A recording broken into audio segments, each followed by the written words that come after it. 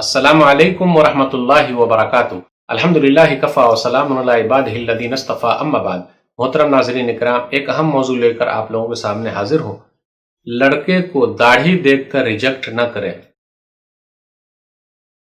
ابھی میں نے کچھ دن پہلے ایک ویڈیو بنائی تھی کہ لڑکی کو دیکھ کر ریجیکٹ نہ کریں، تو کچھ بھائیوں کا مشورہ یہ آیا کہ مولوی صاحب کچھ لڑکی والے بھی ایسے ہیں جو داڑھی دیکھ کر لڑکے کو ریجیکٹ کر دیتے ہیں، تو پلیز ذرا ان کے بارے میں بھی کچھ بتائیے۔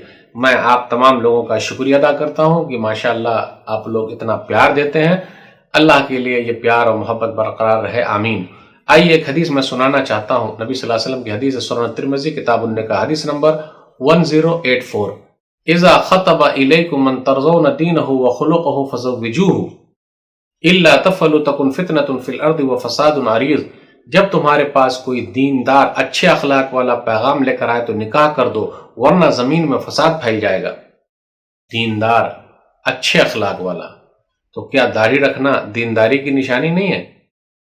کچھ بہنیں کہتی ہیں، کچھ بیٹیاں کہتی ہیں، کچھ لڑکیاں کہتی ہیں جی نہیں داڑھی والا نہیں چاہیے، کچھ ماں باپ بھی کہتے ہیں داڑھی والا داماد نہیں چاہیے۔ کیسے چلے گا؟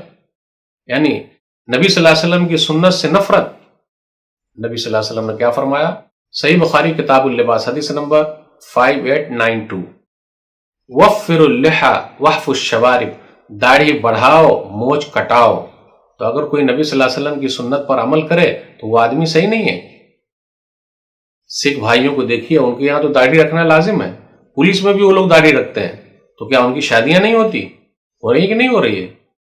داڑھی والوں سے شادی کر کے دیکھیے، اہمیت کا پتہ چلے گا۔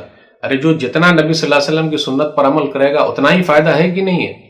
بالکل ہے۔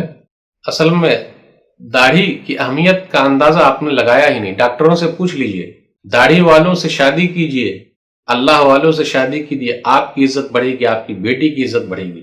یہ چند جملے کے ساتھ آپ سے رخصت ہوتا ہوں۔ والسلام علیکم ورحمۃ اللہ وبرکاتہ۔